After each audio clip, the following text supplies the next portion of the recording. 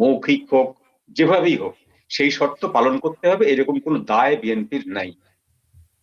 সেই কারণে আওয়ামী লীগের একটি দুটি নেতাকে ছাড়া হচ্ছে, কোথাও কোথাও ছাড়া হচ্ছে, আবার কাউকে কাউকে ছেড়ে আবার জেল গেটেই আবার গ্রেপ্তার করা হচ্ছে। যেমন রাজশাহীর কথাটা আপনি বললেন, এটা তো সোশ্যাল মিডিয়াতে এসেছে অফিসিয়াল ঘোষণা দিয়ে, রীতিমতো নোট ইস্যু করে, এবং সেখানে মার্ক করা হয়েছে ফ্যাসিস্ট দল। তো আমার জীবদ্দশায় আমি আজ পর্যন্ত কোন ডিপার্টমেন্ট থেকে কতগুলো কথা শুনিনি, যেগুলো ওই ইউনূস সাহেবের আমলে 18 মাসে শুনেছি। আর এই যে বিএনপির মাত্র 15 দিন শাসনে শুনলাম। ইউনূস সাহেবের 18 মাসে শুনেছি পুলিশের একজন আইজিপি বা ডিআইজি উনি বলেছিলেন চাঁদাবাজ ধরতে পারলে গলা কেটে ফেলবো। কোন পুলিশ কর্মকর্তা এরকম বলতে পারেন না, গলা কেটে ফেলবো। এই সেই কর্মকর্তাই আবার বলছিলেন যে ভারত যদি এরকম করে তাহলে আমরা যুদ্ধ ঘোষণা করব। ওনার মগজে এইটুকুও ছিল না যে উনি পুলিশ, উনি সেনাবাহিনীর লোক নন, উনি সৈনিক নন, উনি পুলিশ। তো যাই হোক, উনি বিদায় হয়েছেন গতকালকে না গত পরশু উনি বিদায় হয়েছেন। এখন এই নতুন পুলিশের কাছ থেকে আমরা শুনলাম পুলিশ কখনো কোনো রাজনৈতিক দলকে এই ধরনের বিশেষণ ব্যবহার করতে পারে না, অফিসিয়াল নোটে পারে না। যদি পারত তাহলে 71 থেকে 75 পর্যন্ত বাংলাদেশের পুলিশ জামাতের এগেনস্টে যতগুলো বিবৃতি দিয়েছিল প্রত্যেকটা বিবৃতির উপরে লেখা থাকতো যুদ্ধ অপরাধী, মানবতা বিরোধী অপরাধী, রাজাকার আলবদর দলকে এই করা হবে সেই করা হবে, ব্লা ব্লা ব্লা। আমরা কি দেখেছি? কোন নজির আছে? নেই। শেখ হাসিনার যে 96 সাল থেকে 2001 সাল পর্যন্ত শাসনকাল, বা 2009 সাল থেকে 24 সাল পর্যন্ত শাসনকাল, কখনো পুলিশের বহু বদনাম আছে ওই সময়। শেখ হাসিনার শাসনকালের শেষ দিকে বেনজির আহমেদের সময় থেকে পুলিশের উপরে প্রচুর বদনাম আছে, এবং সে বদনামের অনেকগুলো বিষয় প্রমাণিত। কিন্তু কখনো বলেনি যে জামাত একটি রাজাকারের দল বা অমুক একটি রাজাকারের দল অফিসিয়াল চিঠিপত্রের ভিতরে। তার মানেটা কি? তার মানেটা হচ্ছে যে আপনি আপনার পুলিশকে ক্লিন চিট দিচ্ছেন যে আপনার যা খুশি, আপনি যেভাবে খুশি সেভাবে আপনি এইভাবে কাজগুলো করতে পারেন, তাতে মানবতা লঙ্ঘিত হবে না। এট দ্য সেম টাইম আপনি আপনাকে যারা বসিয়েছে মনে করছেন বা আপনাকে যারা পিছন থেকে মদত দিচ্ছে তাদেরকে আপনি বোঝাচ্ছেন এই তো আমি ছাড়ছি একজন দুইজন করে। হ্যাঁ, তো এই জিনিসগুলো হচ্ছে স্ববিরোধী। এই জিনিসগুলোর বিরুদ্ধে বাংলাদেশের জনগণের কিছু করণীয় নেই, এই জন্য কারণ বাংলাদেশের জনগণ কিন্তু একাট্টা হয়ে ভোট দিয়ে বিএনপিকে জেতায়নি। একটা বিশাল অংশের জনগণ ভোটদানে বিরত ছিল। যদিও আমরা মনে করি যে আওয়ামী লীগের একটা বড় অংশ জামাতকেও ভোট দিয়েছে, বিএনপিকেও ভোট দিয়েছে, কিন্তু আমাদের কাছে কোনো প্রমাণ নেই। প্রমাণ যেহেতু নেই সেটা আমরা বলতে পারি না। কিন্তু জনগণের কিছু করণীয় নেই এটাতে। এটাতে করণীয় আছে রাজনৈতিক দলগুলোর। আজকে যে রাজনৈতিক দলগুলো ক্ষমতার বাইরে আছে সেই দলগুলোরই বলার কথা যে এই ধরনের বক্তব্য, এই ধরনের হিপোক্রেসি আপনারা করবেন না। যদি ছাড়তে হয় আপনারা স্টেট ছাড়বেন, আর ছাড়তে না হলে তার যে মামলা আছে সেই মামলা আপনারা এগিয়ে নেবেন, পরিচালনা করবেন। আদালতের যা রায় হবে সেই রায় হবে। কিন্তু আপনারা একজন দুজন ছাড়বেন, বিশেষ বিশেষ লোককে ছাড়বেন, আবার জেল গেটে গ্রেপ্তার করবেন, আবার বলবেন যে কোনো উপায়ে হোক তাকে আবার নতুন করে গ্রেপ্তার করতে হবে। এই জিনিসগুলো হচ্ছে সরাসরি স্ববিরোধিতা, এবং সরকার যদি এটা চালাতে থাকে, যদিও সরকারের এটা কোনো সমস্যা নেই, কারণ বাংলাদেশে তো এখন হিতোপদেশ দেওয়ার বা সৎ পথে চলার জন্য চাপ দেওয়ার মতন কোনো শক্তি নেই। আজকে যদি একটি গণতান্ত্রিক রাজনৈতিক দল ক্ষমতার বাইরে থাকতো, তারাই বিষয়গুলো নিয়ে চাপ দিত। যে দলটি ক্ষমতার বাইরে আছে সেই দলটি বিএনপির এইসব অপরাধকে তারা আমলে নেবে না। চাপ দেওয়ার জন্য দল নাই এটা যদি বলেন, তাহলে হঠাৎ করে আমরা দেখলাম গতকাল উমামা ফাতিমাকে ওই একটা প্রোগ্রামে অংশ নিচ্ছে, তার পাশে বদুল আলম মজুমদার। তারা কি আবার চাপ দেওয়ার জন্য ফিরে আসছে কিনা? তারা ফিরে আসছে না, তারা চলে গেছে এটা মনে করছি না আমি। তারা চলে গেলে তখন তো ফিরে আসার প্রশ্ন আসে।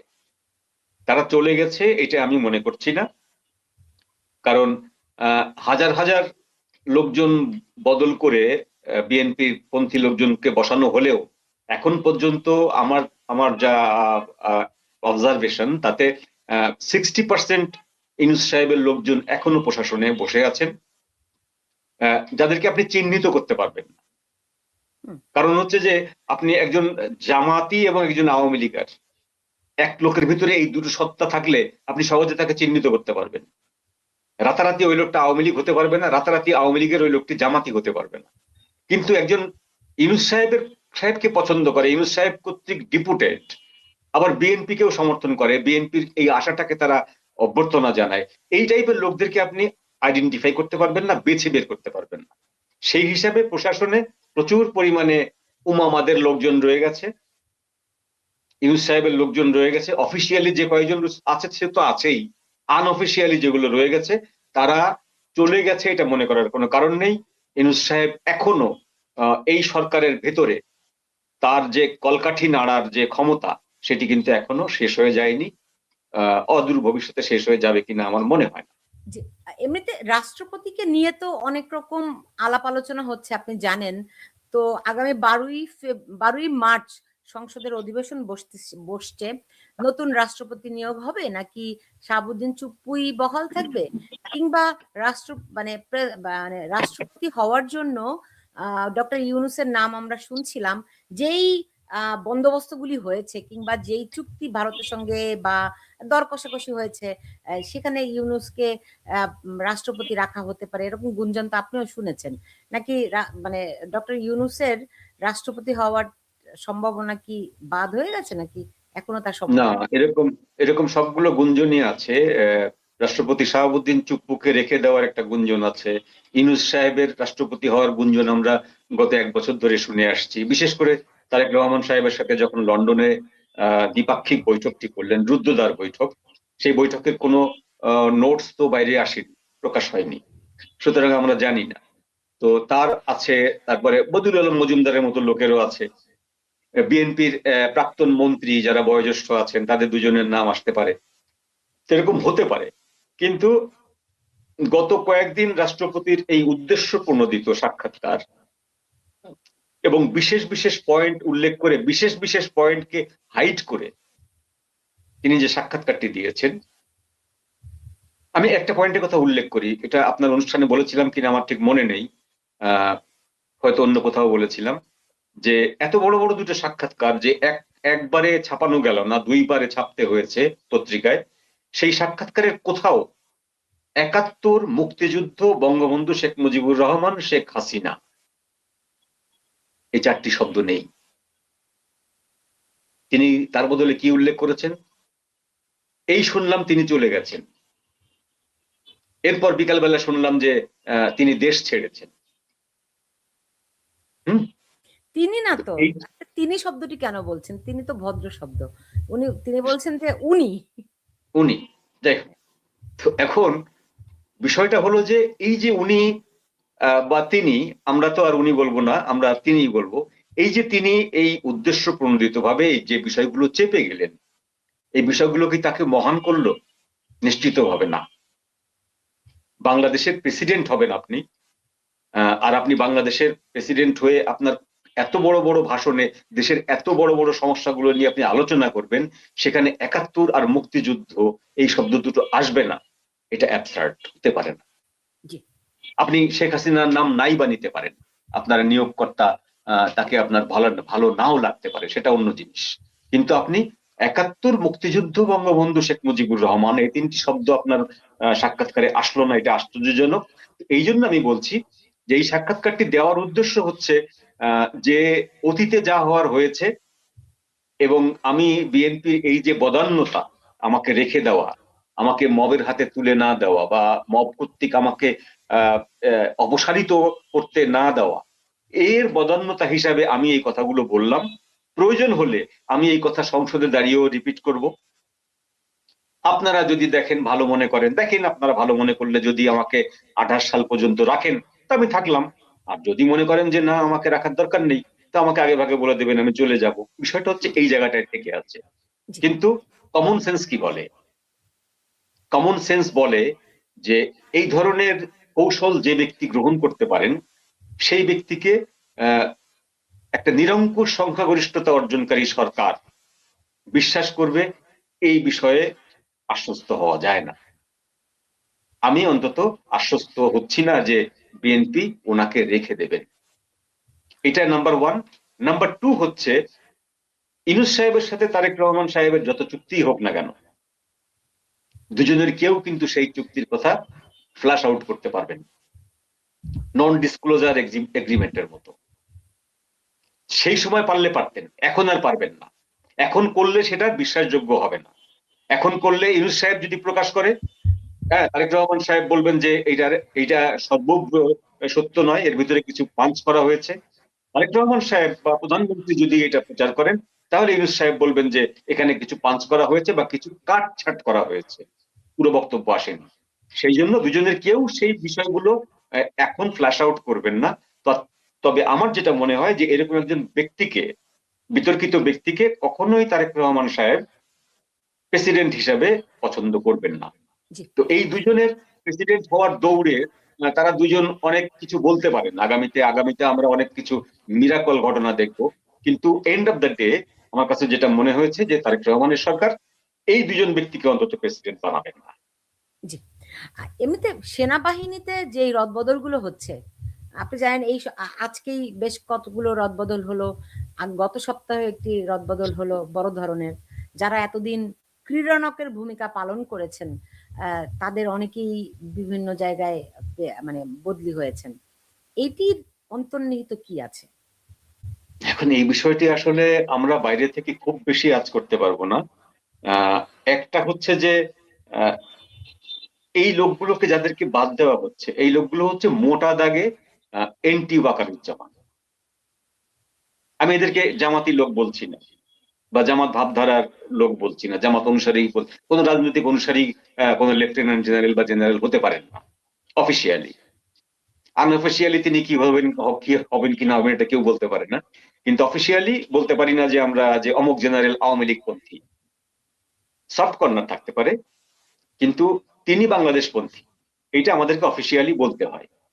তো সেই হিসাবে আমরা জানি যে যারা যারা ওয়াকার সাহেবের বিপক্ষে ছিলেন, তথা জামাতের প্রতি যাদের সফট কর্নার ছিল, এই লোকগুলোকে বাদ দেওয়া হচ্ছে এখন। কারণ এই লোকগুলো সেই সময় ক্ষমতা প্রয়োগ অপব্যবহার করেছিলেন। প্রেসিডেন্ট জানে না, এমন বহু বহু বহু চুক্তি পাকিস্তানের সাথে করে ফেলেছে, অনেক মিটিং করে ফেলেছে যে মিটিং এর কোনো মিনিটস প্রেসিডেন্টের কাছে পৌঁছায়নি, দেশের মানুষের কাছে পৌঁছায়নি, দেশের মানুষ জানেও না যে আমরা আহ শাহিন 2 নির্মাণ করতে যাচ্ছি বাংলাদেশে। এমন ঘটনাও কিন্তু ফ্ল্যাশ আউট হয়েছিল যে পাকিস্তানের যে মিসাইল শাহিন 1, সেই শাহিন 1-এর একটা আপার ভার্সন আমরা বাংলাদেশে তৈরি হতে যাচ্ছে। তারপরে বাংলাদেশের অমুক জায়গায় দেওয়া হচ্ছে পাকিস্তান সমরাস্ত্র কারখানা বানানোর জন্য। তো এই যে চুক্তিগুলো হয়নি বা হয়েছে, বা বৈঠকগুলো হয়েছে, সেই জিনিসগুলো তো ফ্ল্যাশ আউট হয়েছে, পত্রিকায় এসেছে, জনগণ জানে। তো সেই জিনিসগুলো জানার পরে এই লোকদের ক্ষমতার অপব্যবহার সম্পর্কে বা এরা ক্ষমতায় থাকলে কত দূর যেতে পারে, এটা তো একটা ধারণা করা যায়। সেই জন্য এদেরকে বাদ দেওয়া হচ্ছে, এটা হচ্ছে একটা সেন্সে। আর একটা সেন্স হচ্ছে যে আপনি দেখেছেন যে আমেরিকাতে যেটা ঘটে, যে রিপাবলিকানরা ক্ষমতায় যখন আসে তখন ডেমোক্রেটদের যত সব এই ব্যুরোক্রেটস যারা আছে, ইনস্ট্রুমেন্টস টুলস যাই বলি না কেন, ঝেঁটিয়ে বিদায় করে। এবং তারা তাদের ভিতরে অনেকেই আবার ক্ষমতায় বসার সঙ্গে সঙ্গে তারা নিজেরাই চলে যায়, জানে যে তাকে বাদ দেওয়া হবে, ওই জন্য নিজে ভাগেই আগে ভাগেই চলে যায়। আবার ডেমোক্রেটরা আসলে একই ঘটনা ঘটে। তো এই ধরনের দুটো বড় দল থাকলে বা বাইলেটারাল সব মানে যদি ইলেকশন গুলো হয়, ফাইটিং গুলো হয়, সেখানে এটা ঘটে। এখন বিএনপির পক্ষে যারা একটু হার্ডকোর বা বিএনপির পক্ষে সরাসরি কথা বলেন, বা বিএনপির সময়কার রিক্রুটমেন্ট, তারেক রহমানের প্রতি যাদের আহ ভালোবাসা আছে বা ভক্তি আছে, শ্রদ্ধা আছে, অনার আছে, এরকম লোকদেরকে তারেক রহমান আনতে চাইবেন, স্বাভাবিক ব্যাপার, এটা দোষের কিছু না। কিন্তু আহ মনে করা হচ্ছে যে এখন পর্যন্ত যতগুলো গেম হয়েছে তাতে ওয়াকার সাহেব জয়ী হয়ে আছেন। কিন্তু ওয়াকার সাহেব যে তারেক সাহেবের প্রিয় ভাজন, এটি মনে করার কোনো ঘটনা কিন্তু আমাদের সামনে নেই। আবার প্রিয় ভাজন নন, এটিও বলে দেওয়ার মতন কোনো এক্সাম্পল আমাদের সামনে নেই। জি। সুতরাং আমরা আর্মির ভেতরকার এই বিষয়টাকে ওই জায়গায় রাখতে পারি যে জাস্ট ওয়েট অ্যান্ড সি, আমরা দেখছি তারা কি করছেন, আমরা দেখছি। ওভারঅল বাংলাদেশের ইতিহাসে বাংলাদেশের জনগণের জন্য কোনো উপকারী কাজ, এই কাজ তো আসলে ওদের দ্বারা আসেনি, বরং যেটা এসেছে দেশের দুজন প্রেসিডেন্টকে হত্যা করার বড় ঘটনাগুলো এসেছে। বাংলাদেশের দুবার তিনবার সামরিক সরকার ক্ষমতা দখল করেছে, সফট কু হয়েছে, হার্ড কু হয়েছে, একাধিকবার শত শত অফিসার সৈনিক মারা গেছে। এক একটা অফিসার তৈরি করতে বাংলাদেশের কৃষককে সারা বছরের পরিশ্রম জমা দিতে হয়, ট্যাক্সের টাকা দিতে হয় মানুষকে। আমাদের ট্যাক্সের টাকা খেয়ে একটা অফিসার তৈরি করি আমরা, একটা বিজ্ঞানী তৈরি করি, একজন ইঞ্জিনিয়ার তৈরি করি, সেটা কিন্তু আমাদের টাকায় তৈরি হয়, জনগণের টাকায় তৈরি। তো সেই জনগণের টাকায় তৈরি হওয়া অফিসারদেরকে বাংলাদেশের ইতিহাসে একবার দুইবার মারা হয়নি, বহুবার মারা হয়েছে। তো আমাদের কাছে এটা মনে হয় যে এট এ গ্লান্স আমরা আর্মির এই চেঞ্জেস গুলো যেগুলো, এগুলো সরকার যা খুশি করছে করুক, তার ভালো মনে হচ্ছে তাকে রাখছে, তার ভালো মনে হচ্ছে না রাখছে, এই যে গোল্লাই যাক, এটা নিয়ে আমাদের মাথা ব্যথা নেই। সেনাবাহিনী থেকে কবি, হ্যাঁ, কত বড় একটা ব্যবধান, তবু একটি আরেকটির সঙ্গে কতভাবে সম্পর্কিত। দেখুন, কবি মোহন মোহন রায়, রায়, মোহন রায়হানকে এবার পদক দেওয়ার সিদ্ধান্ত হলো, পরে উনি গেলেনও, গিয়ে দেখলেন তিনি পদক পাচ্ছেন না, এবং কারণ হিসেবে তিনি অভিযোগ করেছেন যে যেহেতু কর্নেল তাহেরের হত্যাকাণ্ড নিয়ে তিনি একটি কবিতা লিখেছেন, সেই জন্য তার এটি এই মনোনয়ন, এই বাই পুরস্কার প্রত্যাহার করা হয়েছে। এটি কিভাবে করে দেখছেন? এটা এটা এটা মোহন রায়হান সাহেবের সত্য ভাষণ নয়, কারণ বিএনপিতে এইরকম ডাটাবেজ কালেকশন করার কোনো ডিপার্টমেন্ট নেই যে মোহন রায়হান 80-র দশকে বা 90-এর দশকে বা 70-এর দশকে কর্নেল তাহেরকে নিয়ে কবিতা লিখেছিলেন, সেইটি কালেকশন করে রাখতে হবে বিকজ অফ 2026-এ মোহন রায়হানকে পুরস্কার দেওয়ার সময় ওইটিকে সামনে নিয়ে আসতে হবে। দ্যাটস নট ট্রু, এটি কেউ রাখে না এইভাবে কালেকশন করে। এখন ধরুন যে আমি 2001 সালে যখন আওয়ামী লীগ পরাজিত হলো, হ্যাঁ, এখন তখন আওয়ামী লীগের প্রতি সব মানুষেরই একটা সফট কর্নার ছিল, আরে হেরে গেল, ব্যাপারটা তো এরকম না, পরাজিত দলকে তো সবাই সিম্প্যাথি জানায়। তো আমরা যখন তারা কলাম লিখতাম, আমাদের সেই কলাম গুলো ডেফিনেটলি আওয়ামী লীগের পক্ষে যেত, তাই তো? এখন যদি বিএনপির ওই রকম একটা সেল থাকে যে 2001 সালে উনি আওয়ামী লীগের পক্ষে একটি কলাম লিখেছিলেন, সুতরাং ওনাকে পুরস্কার দেওয়া যাবে না, ব্যাপারটা এরকম না। এটার পেছনে অন্য কোনো কারণ আছে যেটা মোহন রায়হান সাহেব স্বীকার করছেন না, বা অত নিজেও জানেন না হয়তো উনি, অন্য কোনো কারণ আছে। এই যে কর্নেল তাহেরকে নিয়ে লেখা, এইটা মোটেই কোনো ঘটনা না, বরং উনি তাহেরের নাম উচ্চারণ করে মোহন রায়হান সাহেব কর্নেল তাহেরকে অপমানই করলেন। এখানে একজন প্রশ্ন করেছেন যে সেনাবাহিনী কবে নাগাদ ব্যারাকে ফিরে যেতে পারে? কথা আছে, এখন পর্যন্ত আমি তো লিখিত পাইনি, তবে যেটা মোটামুটি শোনা যাচ্ছে যে এই মাসের শেষ, অর্থাৎ 28 তারিখের পরে বা মার্চের 1 তারিখ থেকে হয়তো তারা চলে যেতে পারে। তো তারা ব্যারাকে ফিরলে সেটা কি আওয়ামী লীগের কর্মীদের জন্য কিছুটা স্বস্তিদায়ক হবে? এটা এখন বলা মুশকিল, কারণ তারা তারা ব্যারাকের বাইরে আছেন হচ্ছে বিশেষ আদেশ বলে। বিশেষ আদেশ তো এখন আর কার্যকরী না, এখন তো যা আদেশ হবে সেটা মন্ত্রিসভার আদেশ, সরকারের আদেশ। তো তারা যে বিশেষ ক্ষমতা বলে, বিশেষ আদেশ বলে ম্যাজিস্ট্রেসি পাওয়ার পেয়েছেন, সেই পাওয়ারের মেয়াদ এই ফেব্রুয়ারি মাসে 2 মাস করে বাড়িয়েছেন, তো তাতে করে এই মাস শেষ হলে শেষ হয়ে যাবে, মানে এরপরে নিশ্চয়ই তাদেরকে আর রাখা হবে না। জানি না আমি রাখা হবে কিনা, হয়তো তারেক রহমান সাহেব রাখলেও রাখতে পারেন, সেটা অন্য জিনিস। কিন্তু আওয়ামী লীগের ভালো হবে না মন্দ হবে এই বিষয়টি বললে আপনার সেটা আইনত একটু বিচ্যুতি ঘটে।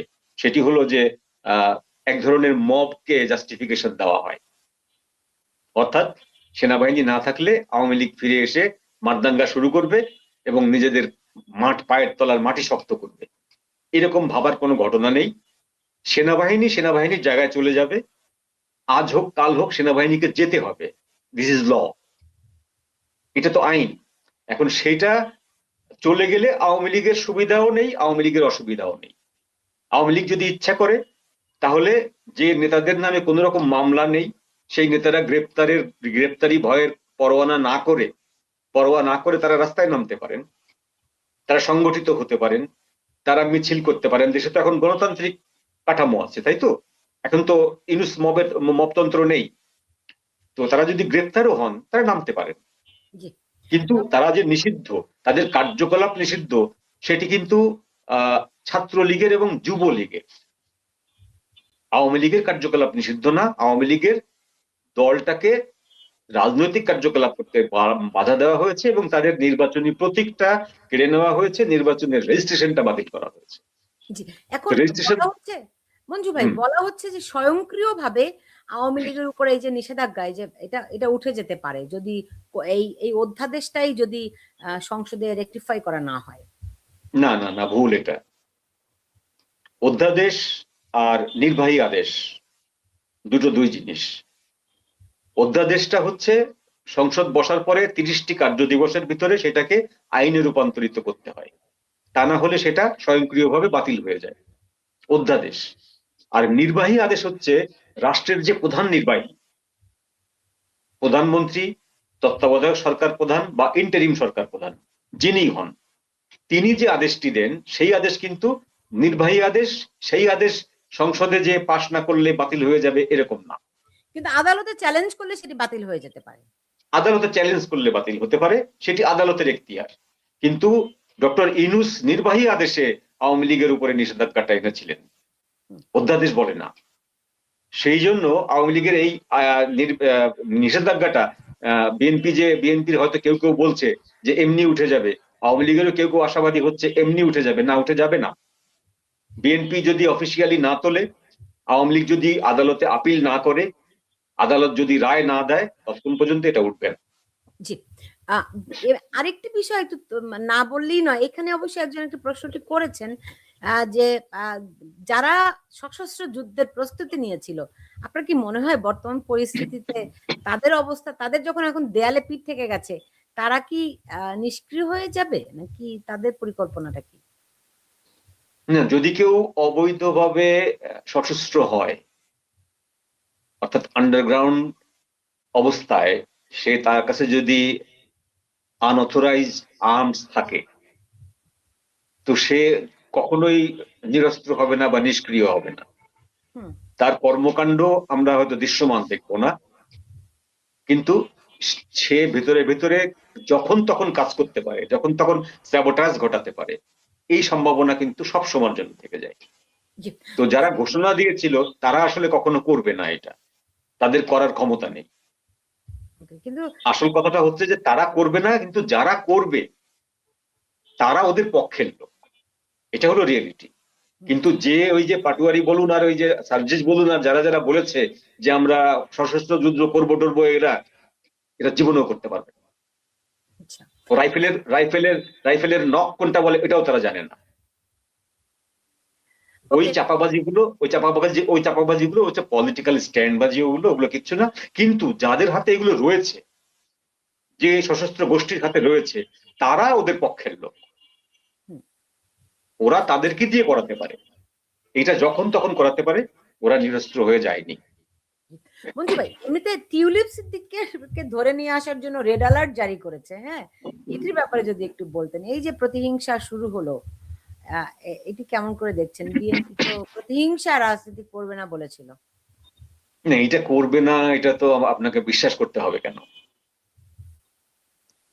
করবে না এটা বিশ্বাস করার কোনো কারণ নেই। এখন আপনি যদি বলেন যে কেন কারণ নেই, আপনি যতই বলেন, আমরা যতই বলি, বিএনপি প্রমাণ করে ছাড়বে যে শেখ হাসিনা প্রতিহিংসার রাজনীতি করেছেন।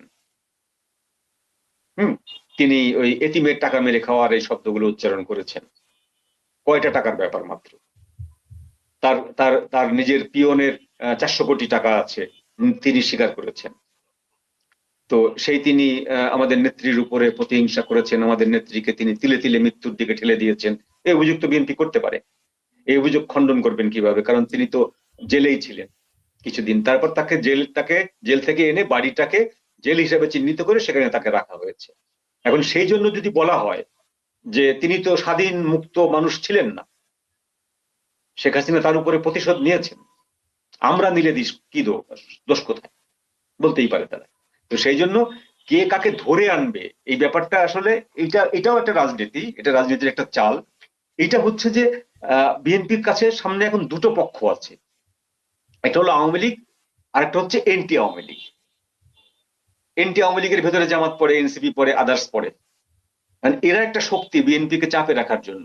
আওয়ামী লীগও একটা শক্তি বিএনপিকে চাপে রাখার জন্য। আওয়ামী লীগের শক্তিটা যদিও এখন পর্যন্ত হিডেন, আর ওদেরটা এখন পর্যন্ত ফ্ল্যাশ আউট, কিন্তু ওদেরকে বিএনপিকে বোঝাতে হবে যে আমরা আওয়ামী লীগের উপরে দমন নীতি অব্যাহত রাখছি, সো আমাদের উপরে অবিশ্বাস করার কোনো কারণ নাই। না না না মঞ্জু ভাই, আপনি যদি বলেন যে বিএনপি দুইটা পক্ষের চাপে আছে, একটা আওয়ামী লীগের চাপ আর একটা এনটি আওয়ামী লীগের চাপ, তাহলে বিএনপি কোথায়? বিএনপির অস্তিত্ব কোথায় তাহলে?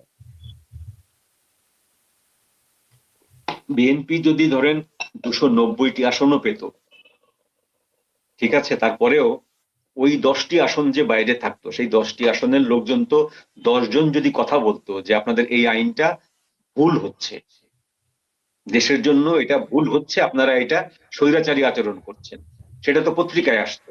সেটা একটা চাপ না? জি। ছোট হলেও তো একটা চাপ। আচ্ছা, আপনি আমাকে আর একটু টিউলিপের ব্যাপারটা বলুন। টিউলিপ সিদ্দিকী তিনি তো দুদকে চিঠি দিয়েছিলেন, প্রমাণ চেয়েছিলেন, তার তার লয়ার তিনি নিয়োগ করেছিলেন। বাংলাদেশ থেকে তো তেমন কিছুই তাকে জানানোই হয়নি, যোগাযোগ করাও হয়নি, উপরন্তু এখন রেড অ্যালার্ট জারি করলো। মানে বিষয়টা কি? আর এগুলা টিউলিপ কিছুই না, রাগ করছেন। এগুলাকে পাত্তা দেওয়ার কিছু নেই। বাংলাদেশের রেড অ্যালার্টে ইন্টারপোলের কিছু যায় আসে না, ইন্টারপোল এইসব বিষয় হ্যান্ডেল করবে না। আর টিউলিপ সিদ্দিকীকে যদি আনা যেত তাহলে তারা ইনুস আমলেই আনতে পারত। এক, সেই সময় যখন পারেনি, কখনোই আর পারবে না, এগুলো সম্ভব না। এখন তো ধরেন বিএনপি সরকার, টিউলিপ সিদ্দিকীর উপর তারা তো আক্রোশ কেন? এখন ধরেন টিউলিপ সিদ্দিকীর উপর যে আক্রোশ দেখাচ্ছে, তো স্বভাবতই প্রশ্ন আসে না যে তারেক রহমান এই যে 17 বছর লন্ডনে ছিলেন, তিনি কি করেছিলেন? তার ইনকামের সোর্স কি ছিল? তিনি যে এই বুলেট প্রুফ গাড়ি পেলেন বাংলাদেশের জন্য, কে তাকে এই কত 20 কোটি টাকা দামের এই গাড়ি তাকে দিল, তাই না? তিনি কিভাবে তার জীবন যাপন করতেন? এত বিলাসবহুল বাড়িতে ছিলেন, এই প্রশ্নগুলি তো সঙ্গত কারণে কোনো না কোনো দিন তো চেঞ্জ হবে, তখন আবার এই বিষয়গুলি সামনে আসবে না? হ্যাঁ, আসতে পারে, এখনো আসতে পারে। কেউ বলতেই পারে এটা, এটা তো ব্যাপার না, এটা তো বললে তার জবাবও তাদের কাছে হয়তো আছে। বিষয়টা সেই জায়গাটায় না। আমি আপনাকে একটু সহজ করে বলি, আমাদের দর্শকদেরও সেটা বুঝতে সুবিধা হবে। আপনি দেখলেন যে সরকার গুঁড়ো দুধের উপর থেকে শুল্ক প্রত্যাহার করেছে। বাজারে 1 কেজি গুঁড়ো দুধ 800 টাকা বিক্রি হচ্ছিল। আপনি শুল্ক প্রত্যাহার করার 15 দিন পর বাজারে গেলেন, আপনার কাছে 800 টাকাই রাখা হচ্ছে। আপনি প্রশ্ন করলেন যে শুল্ক প্রত্যাহার করা হয়েছে, 15% বা 30% প্রত্যাহার করা হয়েছে, এখন তো দাম কমার কথা। ও বলবে এটা আমার আগের স্টক। আগামী 2 মাস পরেও আপনি গেলেন ওই দোকানে, এরপরে তখনও বলবে সে ওইটা আমার আগের স্টক। যেটির দাম কমে যাবে সেটি হলো আগের স্টক, আর যেটির দাম বেড়ে যাবে সেই জিনিসটি যেদিন বাড়ার ঘোষণা হলো, বাজেট যে যেদিন ঘোষণা হয়, বাজেট ঘোষণার পরে রাত 12টার পর থেকে ওই জিনিসটার দাম বেড়ে যায় সঙ্গে সঙ্গে। তো এটা হলো সরকারের একটা নিয়ম আছে, সরকার নিজেই, ব্রিটিশ আমল থেকে কিন্তু বাংলাদেশে এই নিয়মটা চালু আছে, খুব জঘন্য একটা নিয়ম, কোন সরকার এটা চেঞ্জ করার চেষ্টা করেনি। সরকার আপনার কাছে পায় হচ্ছে 335 টাকা। না, এই যে কয়দিন আগের ঘটনা, 1 মাসও হয় নাই, সেই মানুষগুলো আজকে অসহায় কত। যারা অসহায় হবে অথচ ওই সময়টায় বুঝবে না যে আমি আমার 2 দিন পরে আমার জন্য অসহায়ত্ব দাঁড়িয়ে আছে, তাহলে কিসের জন্য এত আস্ফালন করা? এই আস্ফালনটা আজকে যারা সরকারে আছে, আমি তাদেরকেও রিকোয়েস্ট করব যে এখান থেকে শিখে নেওয়ার জন্য। অবশ্যই ফ্যাসিস্টের কাছ থেকে তো চরম শেখা আছে, তারপরে আবার আপনার এই যে উপদেষ্টা মন্ডলী ইন্টারিম গভর্নমেন্ট থেকেও শেখার আছে। ইন্টারিম গভর্নমেন্ট যদি এত শত কাজ, এই ওই অন্যায় অপকর্মগুলোকে যদি আপনার উৎসাহ না দিত বা আইনের অনুশাসনের মাধ্যমে দমন করত, তাহলে কিন্তু আজকে তাদেরকে এই প্রশ্নগুলোর মুখোমুখি হতে হতো না। তো সেই জন্য আমি বলতে চাই, যেটাই সে ওনারা করুক না কেন, বাসা তো ওনাদেরকে ছাড়তেই হবে, কারণ আবার যারা হয়েছেন তারাও তো বাসা নেওয়ার জন্য লাইন দিয়ে আছেন, তাদেরকেও তো ছেড়ে দিতে হবে। তারাও আবার যখন আবার অন্য কেউ আসবে তারাও ছেড়ে দিবে, এটাই নিয়ম, পৃথিবীর পালাবদলের নিয়ম এরকমই। এটা যত তাড়াতাড়ি বুঝবেন, যত বাস্তবতার মুখোমুখি হবেন, ততটাই তার জন্য লাভ, সমাজের জন্য লাভ, দেশের জন্য লাভ। ধন্যবাদ দিলুবা। আমি একটু মামুন মাহবুবের কাছে চাই। মামুন ভাই, আমরা এই সাবজেক্টে একটু আপনার কাছ থেকে মতামত জানতে চাই। আজকে ব্রিগেডিয়ার সাখাওয়াত হোসেন, যিনি তত্ত্বাবধায়ক সরকারের উপদেষ্টা ছিলেন, তিনি এর আগে দুবার প্রসঙ্গটা তুলেছেন, আজকে তিনি আবার তুলেছেন। আজকে চ্যানেল ওয়ানে তিনি একটা ইন্টারভিউতে আবার বলেছেন যে সেই স্নাইপার রাইফেল, তিনি বলছেন যে আমাদের দেশে পুলিশের কাছে স্নাইপার রাইফেল কবে দেওয়া হবে, আসলে দেওয়া হয়েছে কিনা, এবং ওই স্নাইপার রাইফেল যখন মাঠে ব্যবহার হয়েছে 5 আগস্টের আগে পরে, তখন অনেক মানুষকে সেই সময় দেখা গেছে, তিনি বলছেন যে আমাদেরকে অনেককে আমাকে দেখে মনে হয়েছে তারা আমাদের বাংলাদেশের নাগরিক, ভিন্ন কোনো দেশের নাগরিক। এই প্রেক্ষাপটে অন্তর্বর্তীকালীন সরকার একটি ইন্ডেমনিটি দিয়েছে জুলাই হত্যাকাণ্ডের বিষয়ে। এই ইন্ডেমনিটি কতটা কার্যকর হবে পুলিশ হত্যাকাণ্ডের তদন্ত করতে গেলে? জনাব মামুন মাহবুব, আপনার দৃষ্টিভঙ্গি জানতে যে এই ইন্ডেমনিটি পুলিশ হত্যাকাণ্ডের তদন্তে কোনো বাধার সৃষ্টি করবে কিনা? জি, ধন্যবাদ জনাব আতিক রহমান পূর্ণিয়া, আপনার এই অত্যন্ত বিশ্লেষণধর্মী চিন্তা এবং সাহসী অনুষ্ঠানে আমাকে যুক্ত করার জন্য। আমার সঙ্গে একজন রাজনৈতিক ব্যক্তিত্ব রয়েছেন, সহ-আলোচক, তাকে শুভেচ্ছা, এবং আপনার অগণিত সারা বিশ্বব্যাপী বাংলা ভাষাভাষী দর্শকদের শুভেচ্ছা। আমি আপনার এই প্রশ্নের উত্তর দিচ্ছি, তার আগে ছোট্ট একটা ইতিহাসের কাছে আমরা ফিরে যাই।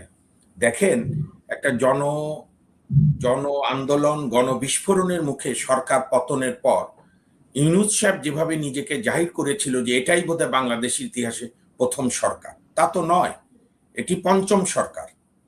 প্রথমে ডক্টর জাস্টিস শাহাবুদ্দিন সাহেবের নেতৃত্বে অস্থায়ী সরকার বাংলাদেশের ইতিহাসে প্রথম, আনথিঙ্কেবল ছিল।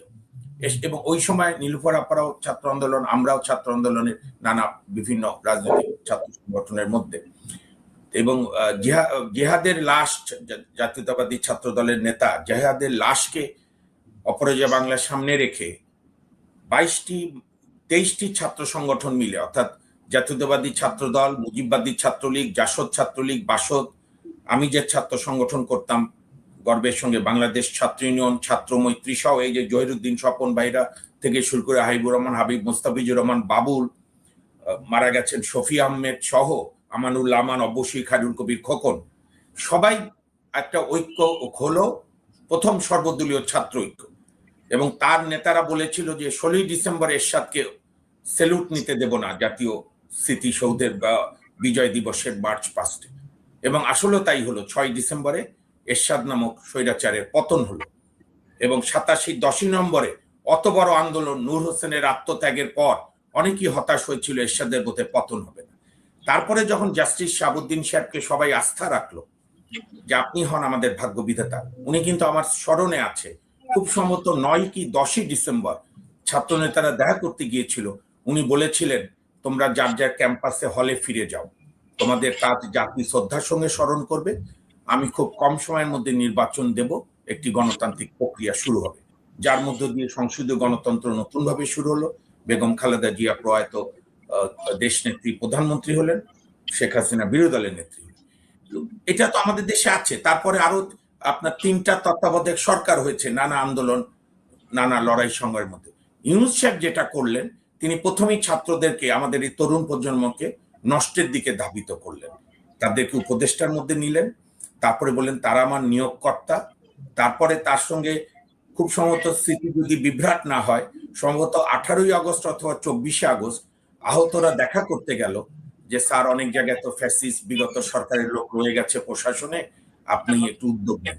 আমার এখনো মনে আছে তার উত্তর, তোমার গ্রামে নাই, তোমার শহরে নাই, তুমি কি করছো, মানে মারো। এবং এত বড় সর্বনাশ এই 18 মাসে ইউনূস সাহেব যে করলেন।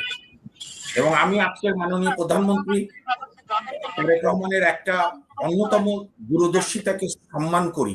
উনি কিন্তু 5ই আগস্টে এই ছাত্র নেতাদের বলেছিল, ওরা বলেছিল একটা বিপ্লবী সরকার, উনি বলেছিল না, একটা অন্তর্বর্তী তত্ত্বাবধায়ক সরকার করো, 3 মাসের মধ্যে নির্বাচন দাও।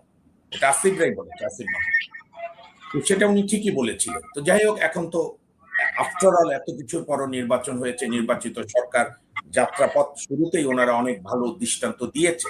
আমরা প্রত্যাশায় থাকবো যেন আমাদের সমালোচনা করতে না হয়। এখন আপনি যেটা বলছেন যে পুলিশ হত্যা তদন্ত, দেখেন স্বাভাবিকভাবেই বাংলাদেশের অন্যতম বড় বিরোধী রাজনৈতিক দল হিসাবে শেখ হাসিনার পতনের আন্দোলনে সবচেয়ে বেশি অংশগ্রহণ ছিল বিএনপির।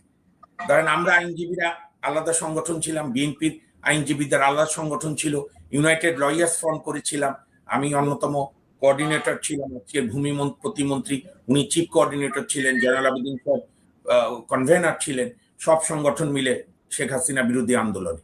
কিন্তু বিএনপি তো সবচেয়ে বেশি অংশগ্রহণ সব সেক্টরে। কই পুলিশ হত্যার তদন্তের বলায় তো বিএনপির কেউ নার্ভাস হয়নি, এনসিপিরা নার্ভাস হচ্ছে কেন, তাই না? এবং বাংলাদেশে পুনিয়া ভাই, আপনি একজন বিদগ্ধ সাংবাদিক, মনিয়াপাও দীর্ঘদিনের পোর খাওয়া রাজনৈতিক ব্যক্তিত্ব।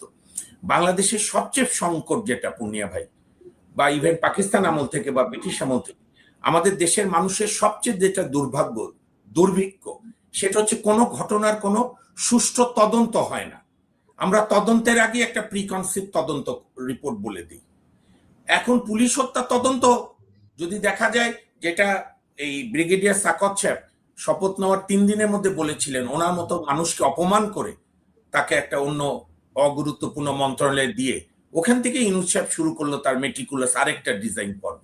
কারণ পুলিশ হত্যায় তদন্ত হোক, যে কোনো হত্যাকাণ্ডে, তাতে আওয়ামী লীগ সব দায়ী হলে তাদের বিচার হবে, অন্য কেউ দায়ী হলে বিচার হবে, এরা দায়ী হলে বিচার হবে, অন্য রাজনৈতিক দল, বিএনপি, এনসিপি সহ অন্যরা, আমরা দায়ী হলে। কোনো গণ আন্দোলন তো হত্যার মধ্যে দিয়ে গণ আন্দোলন হয় না, গণবিস্ফোরণ হয় জনতার একটি অভিপ্রায়ের মধ্য দিয়ে। এবং কেউই তো এই, অন্তত বিএনপি সহ গণতান্ত্রিক দলগুলো তো কোনো হত্যা করে হয়নি। বিএনপি সবসময় বলেছে, যেমন 24-এ নির্বাচনের পর আমার মনে আছে ফখরুল ইসলাম আলমগীর সাহেবরা ছাড়াপে বলেছিলেন যে আমরা একটি গণতান্ত্রিক দল, আমরা আন্দোলন, অবরোধ, হরতাল এর বাইরে কি করতে পারি, এর বাইরে তো গণতান্ত্রিক স্পেস নেই। সুতরাং আপনি যেটা বলেছেন আমাদের স্বরাষ্ট্রমন্ত্রী, আমার খুব ভালো লেগেছে। আমি চাই এই ভালো লাগা আমার মনে ধারণ করতে, যেন উনি ওইভাবেই কাজ করে। স্বরাষ্ট্র মন্ত্রণালয় পরশুদিন বোধহয় যে ব্রিফিংটা দিয়েছে, অত্যন্ত ম্যাচুরিটির পরিচয় দিয়েছে। রাষ্ট্রপতির ইন্টারভিউরও প্রতিক্রিয়া দিয়েছে যে সব নাগরিকের মৌলিক অধিকার আছে তার মতামত দেওয়া। তো উনি যেভাবে বলেছে যে সব ঘটনাগুলো তদন্ত করবে, আবার উনি মামলা বাণিজ্যের কথা বলেছে, এটাও সত্যি। আমি সুপ্রিম কোর্টের একজন নিয়মিত আইনজীবী হিসেবে আমি দেখেছি, বিএনপি করে তাদেরকেও এই হত্যা মামলায় আসামি করেছে, কিংবা যার বাড়ি বরিশাল তাকে গাইবান্ধার হত্যা মামলায় আসামি করেছে। এগুলো নানা ঘটনা, এগুলো রিভিউ করবে, সময় লাগবে। তো পুলিশ হত্যার তদন্তে এই যে ইনডেমনিটি, আর বাংলাদেশ ইনডেমনিটি শব্দটাই খুব আপত্তিকর শব্দ। আমার যদি ভুল না হয়, মনিয়াপাড়াও এরশাদ বিরোধী আন্দোলনের, তখন বোধহয় মনিয়াপা শামসুন্নাহরের জিএস বোধহয়, আমি যদি ভুল না করে থাকি, ঢাকা বিশ্ববিদ্যালয়ে। তো আমরাও তখন তরুণ কর্মী।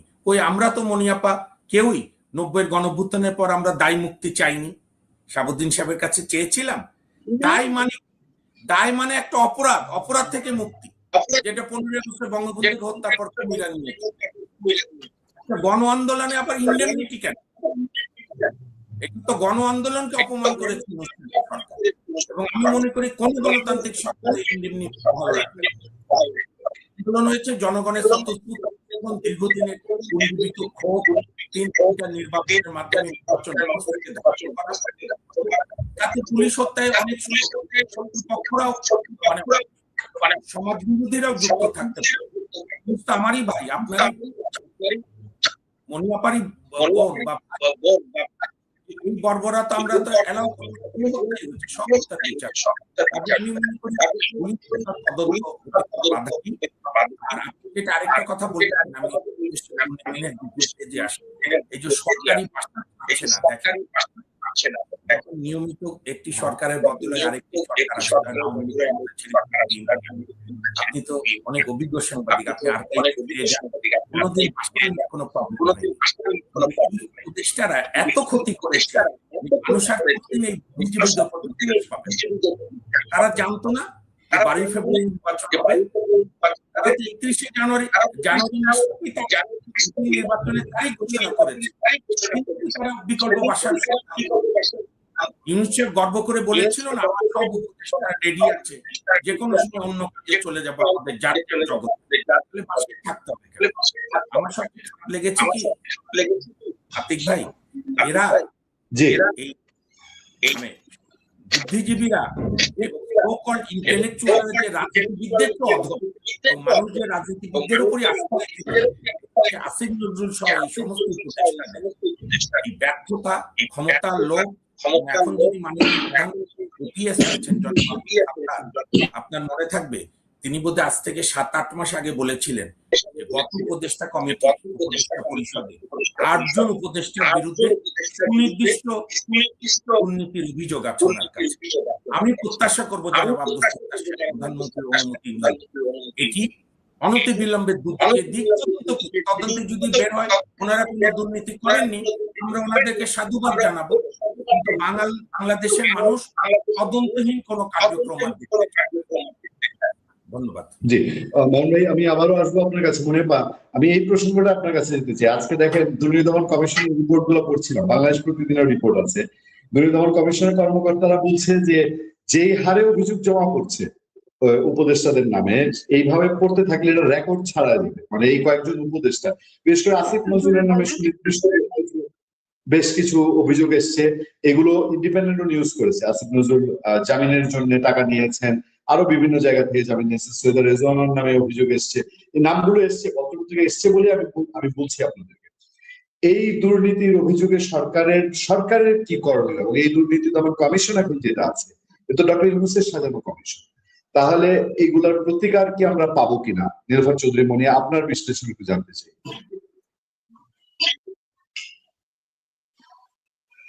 মোহন ভাই, মনিয়াপা সম্ভবত আবার এসছেন। ওকে, আমি জি, আচ্ছা, একটু বোধহয় কারিগরি সমস্যা হচ্ছে, আমরা মনিয়াপাকে পেয়ে যাবো কিছুক্ষণের মধ্যে। মোহন ভাই, এই যে দুর্নীতির এই বিশাল রেকর্ড সংখ্যক অভিযোগ জমা পড়ছে, এই রেকর্ড সংখ্যক অভিযোগ এই সরকারকে কিভাবে মোকাবেলা করা উচিত, এবং এই দুর্নীতি দমন কমিশনের উপরে মানুষের আস্থা কতটুকু এ নিয়ে জানেন, মানুষের পাবলিক পারসেপশন কিরকম, এটা কিভাবে মোকাবেলা করা উচিত?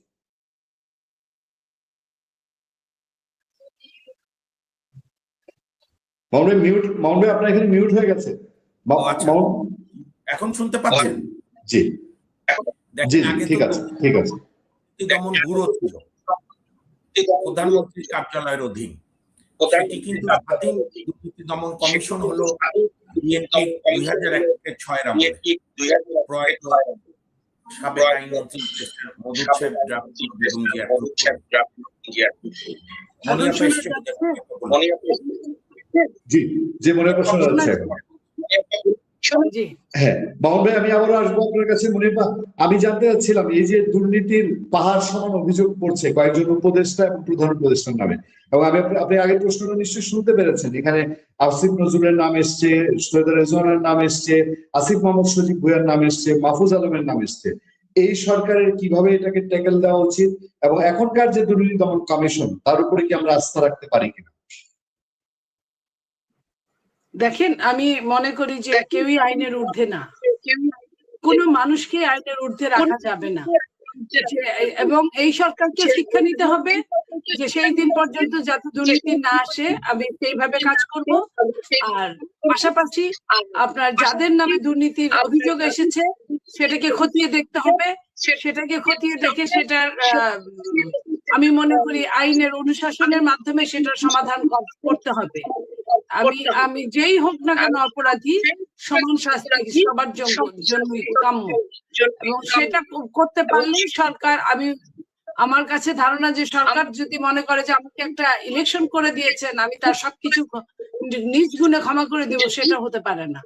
প্রত্যেকটা মানুষকে এখান থেকে উদাহরণ হয়ে থাকলে পরবর্তী মানুষগুলো এখান থেকে শিক্ষা নিবে, এবং এই জন্য আমি মনে করি যে খুব দরকার স্বচ্ছতার মাধ্যমে এই কাজ করা। আর দুর্নীতি দমন কমিশন যদি সরকার নিরপেক্ষ থাকে, সরকার যদি নিরপেক্ষভাবে যে কোনো অভিযোগের শাস্তি মওকুফ করার শাস্তি প্রদান করেন, তাহলে আমার মনে হয় দুর্নীতি দমন কমিশন তার নিজস্ব কাজে গতি ফিরে পান। মনে আপনার কাছে আমি দুঃখিত, ভিন্ন একটা ইস্যুতে একটু মতামত জেনে আমি মামুন ভাইকে দিয়ে শেষ করবো। এটা হলো, আজকে দুজন আলোচিত আওয়ামী লীগ নেতার জামিন হয়েছে, একজন সেলিনা হায়াত আইভি আর একজন হচ্ছে বদিউর যেমন বদি টেকনাফের, দুইটা জামিন নিয়ে দুই রকম মানুষের মধ্যে পারসেপশন আছে। কিন্তু আমার প্রশ্ন হলো, আওয়ামী লীগের নেতারা জামিন পাচ্ছেন, এইটাকে এই এনসিপির নেতারা, সার্জিস আলমরা দেখলাম, সার্জিস আলম বলছে যে ভোটের আগে বিএনপি মিটিং করেছে আওয়ামী লীগের সঙ্গে, আওয়ামী লীগের সব ভোট পেয়েছে, এই জন্য এখন আওয়ামী লীগের লোকজনকে জামিন দিয়ে দিচ্ছে। আসলে কি আওয়ামী লীগের লোকজন জামিন পাওয়ার যোগ্য না, যদি সার্জিসরা যা বলেন বা ডক্টর ইউনূস যেভাবে চালিয়েছেন, যে তাদের জামিন পাওয়া উচিত না? দেখেন, সার্জিসরা কি বললো সেটা নিয়ে আমার মিনিমাম মাথা ব্যথা নাই, কারণ আমি আইনের পক্ষে কথা বলতে চাই। আমার কথা হলো যে অতীত সরকার যে অবস্থা করেছে, জামিন দিয়ে তারপর আমার জেল গেট থেকে নতুন মামলা দিয়ে আবার জেলে পাঠিয়েছে বারবার। বিএনপি তো 31 দফা বলেন আর যেভাবেই বলেন, আমাদের নেতা জনাব তারেক রহমান সাহেব উনি তো বলেছেন উনি ব্যতিক্রম ধর্মী রাষ্ট্র পরিচালনা করবেন, উনি অনেক কিছু অভিনবত্ব আনবেন, নতুনত্ব আনবেন, মানুষের জন্য যেটা কাজে দিবে সেই কাজগুলো করবেন। আমার কথা হচ্ছে, যদি একজন মার্ডার কেসের আসামিও জামিন পেয়ে থাকে তার আইনের ফাঁকফোকরের মাধ্যমে, এখানে মামুন ভাই খুব ভালো বলতে পারবেন, যদি জামিন পেয়ে থাকেন তো জামিন যারা পেয়েছে তাদের তো শাস্তি মওকুফ হয় নাই, তাদের মামলা তো চলমান। সেখানে চলমান মামলায় আপনার কি হবে এটা পরবর্তীতে কোর্ট, তার উইটনেস, তার মামলার মেরিট, এগুলোর উপর ডিপেন্ড করবে। এটার সাথে জামিনের কোনো সম্পর্ক নাই। বরং জামিন দিয়ে আবার নতুন মামলা দিয়ে জেলে ঢুকালে আপনার জিনিসটা দেখতে খারাপ দেখা যেত, যে তুমিও যা আমিও তাই। তো আমরা তো সেটা হতে চাই না। তুমি অধম তাই বলিয়ে কি আমি উত্তম হইব না? আমরা তো এই জিনিসটা কায়েম করতে চাচ্ছি। তাহলে আমরা কেন এই কাজগুলাতে আমরা বাধা বিপত্তি সৃষ্টি করব? জবরদস্তি করে একজন মানুষকে যদি আপনি ধরে রাখেন, একজন মানুষের উপর যদি চাপ প্রয়োগ করেন, তাহলে কিন্তু সাধারণ জনগণ ওই মানুষটা যত খারাপই হোক তার পক্ষে চলে যায়। আমরা ইতিহাস থেকে এইভাবে অনেক রকম আমরা শিক্ষা নিয়েছি। আজকে আওয়ামী লীগকে যদি আওয়ামী লীগের মতো করে ছেড়ে দিতেন, দেখতেন জাতীয় পার্টি যেমন শূন্য ভোটে পাশ করেছে, আওয়ামী লীগও তাই হতো। কিন্তু আপনার আওয়ামী লীগকে তারা এত বেশি চাপাচাপি করলো, নির্বাহী আদেশে নিষিদ্ধ করলো, বন্ধ করলো। এইসব করাতে আওয়ামী লীগের প্রতি মানুষের আপনার একটা সিম্প্যাথি বেড়েছে বলে আমি মনে করি। সেটা না করে আওয়ামী লীগ যা করেছে তার বিচার হবে, আমি চাই তার বিচার হোক। কিন্তু আমি চাই না যে সে আমাকে যেভাবে টর্চার করেছে আমিও তাকে সেইভাবে টর্চার করবো। আমি বিচারের কাঠগড়ায় নিয়ে, যেটা জনাব তারেক রহমান সাহেব আজকে প্রধানমন্ত্রী উনি বলেছেন যে বিবিসি বাংলাকে, যে আমি প্রতিশোধ চাই না, আমি বিচার চাই। ঠিক আমি ওই একই কণ্ঠে বলতে চাই, আমার নেতার কণ্ঠে, যে আমরা প্রতিশোধ চাই না, আমরা বিচার চাই। জি, নীলুফার চৌধুরী, আপনাকে অসংখ্য ধন্যবাদ। আমি মাহবুব ভাইয়ের কাছে দুইটা ছোট্ট টপিক দিয়ে আমাদের অনুষ্ঠান প্রায় শেষ পর্যায়ে আমি মতামত জানতে দেবো। একটা হচ্ছে, আজকে আদালতে একটা এফআইআর করা হয়েছে, বাংলাদেশের রাষ্ট্রপতিকে অপসারণ চেয়ে সরকারকে লিগ্যাল নোটিশ দেওয়া হয়েছে। এই বিষয়টা হঠাৎ কেন, আইনের দৃষ্টিতে কি, এবং জামিন ইস্যুতে আমি আর একটু ক্লিয়ার হতে চাই। নীলুবাবু বললেন যে মাহমুদ ভাই ভালো বলতে পারবেন। এই যে দেখলাম রাজশাহী রেঞ্জের ডিআইজি উনি এখন ডিক্লেয়ার করছেন যে আওয়ামী লীগের কারো জামিন হলে তাকে যেন আবার সোন অ্যারেস্ট করা হয়। আসলে কি জামিন এই আমাদের এই চক্করেই চলতে থাকবে? তারপরে একটা সময় আবার গভর্নমেন্ট চেঞ্জ হবে, যে গভর্নমেন্ট আসবে সেই গভর্নমেন্টের ইচ্ছা মাফিক আদালত চলবে, জামিন চলবে, এভাবেই চলতে থাকবে? জি, আমাকে শোনা যাচ্ছে? শোনা যাচ্ছে। রাজশাহী জোনের যে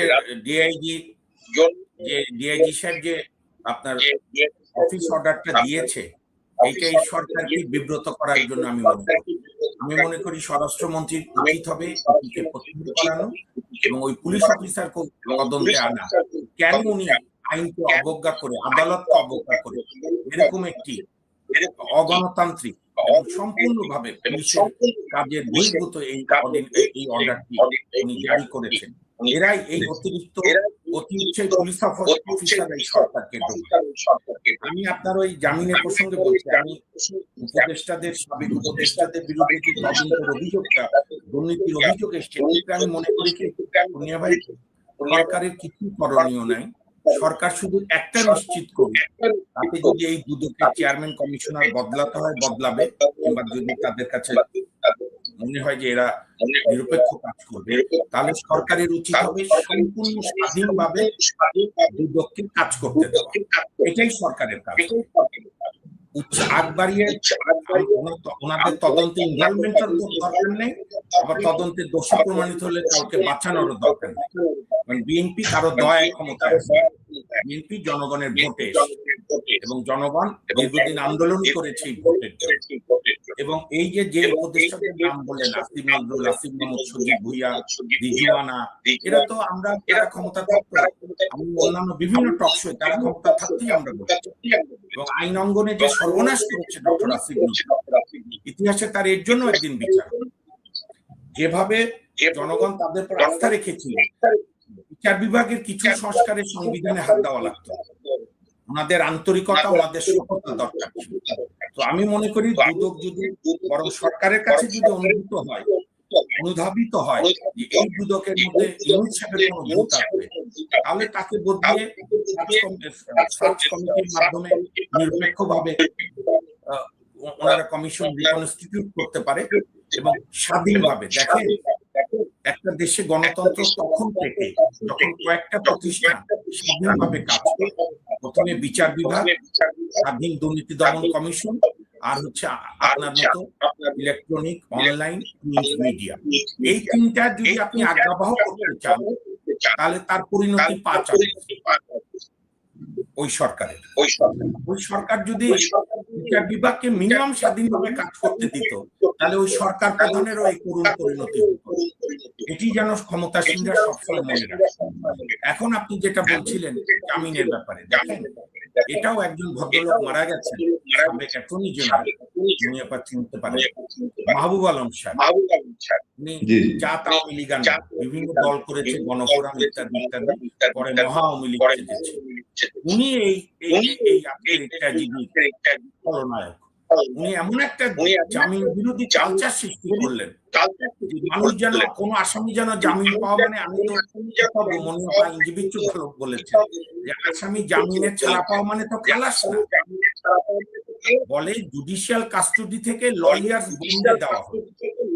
তাদের তো ইনস্ট্রাকশন থাকে, অনেক মামলার পাসপোর্ট জমা দিয়ে রাখতে বলে, কোর্টের অনুমতি ছাড়া দেশের বাইরে যেতে পারবে না, প্রতি মাসে ট্রায়াল কোর্টে হাজিরা দিতে হয়, 2 বার হাজিরা মিস করলে ট্রায়াল কোর্টে হাজিরা হলে ওই আসামি জামিন বাতিল। জামিন তো খালাস নয়। ধরেন একটা মামলা হয়েছে 22 মাস, ইউনুস সাহেব যত মামলা করেছে তার মধ্যে 98% মামলা কোনো ফাঁসি হয় না। আমাদের আইন বলছে ইভেন মার্ডার কেসেও 120 দিনের মধ্যে চার্জশিট না হলে ম্যাজিস্ট্রেট বা জজ কোর্ট বেল দিতে পারে। বিনা বিচারে একজন নাগরিক জেলে থাকবে না, এটা আমাদের সংবিধানের 35-এর বিধান। জামিন পাওয়া মানে খালাস পাওয়া না, বরং উচিত হবে জুলাই আগস্টের ঘটনার মামলাগুলোর দ্রুত তদন্ত করা, নিখুঁত, নির্মোহ, স্বাধীন, এবং তারপর বিচার শেষ করে যারা দোষী হবে ফাঁসি হবে, যাবজ্জীবন হবে, যা হবে হবে। কিন্তু এই যে জামিন দেওয়া, জামিন ঠেকানো, এই কালচার থেকে আমাদের বেরিয়ে না আসলে আইনের শাসন থাকবে না। আমি বাংলাদেশের বর্তমান প্রধানমন্ত্রীর প্রথম জাতির উদ্দেশ্যে ভাষণের শব্দকে বিশ্বাস রাখতে চাই। ভাষণের শেষ লাইন এরকমটাই আমার কাছে দেখেছি, পত্রিকাও হেডলাইন এসেছে যে দিন শেষে আমার সরকারের মূল কথা হবে আইনের শাসন। এবং উনি যথার্থই বলেছেন। আজকে তো এটা সবাই মানে, পুনিয়া ভাই, আপনি, মনিয়াপা, ইভেন যারা ক্ষমতা ছাড়তে বাধ্য হচ্ছে তারাও এখন বুঝতেছে যে আমাদের কোনো প্রতিষ্ঠান দাঁড়ায়নি। কার কত ব্যর্থতা কোন সরকারে সেইটা মাপলেন না আরেক অনুষ্ঠানে, কিন্তু ফ্যাক্ট হচ্ছে আমাদের বিচার বিভাগ স্বাধীন হয়নি। আমাদের মিডিয়া অব্যাহতভাবে দালালি করছে, ইলেকট্রনিক বাংলাদেশের যে টিভি, প্রিন্ট মিডিয়া এখন এই সরকারকে বিভ্রান্ত করার চেষ্টা করছে। তো সুতরাং এই প্রতিষ্ঠানগুলো গড়তে না পারলে গণতন্ত্র তো প্রাতিষ্ঠানিক রূপ লাভ করবে না। গণতন্ত্র তো একটা নিয়মিত চর্চার বিষয়। আমি শেষ করি, 1215 সালে ম্যাগনা কার্টা বাংলা বিশ্বের মানুষের প্রথম মানব সভ্যতার একটা মুক্তির সনদ বলে। সেই ব্রিটেনের জনগণ রাজার কাছ থেকে ম্যাগনা কার্টা নেওয়ার পরও 300, 400, 500 বছর লেগেছে সেখানে গণতন্ত্র একটা প্রাতিষ্ঠানিক রূপ পেতে। আমরা তো তার চাইতে লাকি, সৌভাগ্যবান যে আমাদের পূর্বপুরুষেরা 1972 সালে একটা সংবিধানের ফ্রেমওয়ার্ক দিয়ে গেছে, যেটার সংস্কার বিয়োজন হতে পারে। কিন্তু এই যারা বলেছিল 72 উড়িয়ে দেব, 72-এর সংবিধান বাদ দেব, আমি বিএনপি সহ কিছু রাজনৈতিক দলের প্রতি কৃতজ্ঞ যে তারা এই ফাঁদে পা দেয়নি। কারণ আমি আপনার মাধ্যমে আপনার সমস্ত দর্শকদের বিনয়ের সঙ্গে বলতে চাই, বঙ্গবন্ধু যে সংবিধানে সংশোধন করে জরুরি আইন জারির বিধান করেছিল প্রথম সংশোধনী ৭৩-এ, তার আগে মূল যে সংবিধান ৭২-এ, আমাকে যেন যারা ৭২-এর সংবিধান উড়িয়ে দিতে বলেছিল তাদের কাছে আমার একটা ওপেন চ্যালেঞ্জ, ৭২-এর সংবিধানের একটা অনুচ্ছেদ দেখাক যে অনুচ্ছেদ কেউ ফলো করলে কোনো সরকার ফ্যাসিস্ট হয়। ৭২-এর সংবিধানে বঙ্গবন্ধুর কোনো নাম ছিল না, ৭ই মার্চের ভাষণও যুক্ত ছিল না। সুতরাং আমরা সাংবিধানিক ধারায় ফিরে এসেছি এবং বিএনপিকে ধন্যবাদ। আর এই যে সো-কল্ড সংবিধান সংস্কার পরিষদের ভোট নেয়নি, সংবিধান বিরোধী এবং জামিনের বিরোধিতা করা গণতন্ত্রকে সহায়তা না, বরং আইনের শাসনকে বাধাগ্রস্ত করে। Thank you sir Mamun. আমি শুধু 1 মিনিটে নীরবা দিয়ে শেষ করতে চাই আজকে অনুষ্ঠান। নীরবা, যেহেতু মামুন ভাই সংবিধান সংস্কার বিষয়টা তুললেন, দেখলাম জুলাই সনদ নিয়ে জামাতে ইসলামী তাদের যারা সমর্থক খুব টেনশনে। বিএনপি কি তার জন্য পাতা এই জুলাই সংস্কারের ফাঁদে শেষ পর্যন্ত পাড়া দিবে বলে মনে করছেন আপনি? জুলাই সনদ, যেটা জুলাই সনদ বলা হচ্ছে, সংবিধানে অন্তর্ভুক্ত করতে হবে, তারপর বাস্তবায়ন করতে হবে, শেষ পর্যন্ত কিছু বিএনপি সেই সনদে পাড়া দিবে কিনা?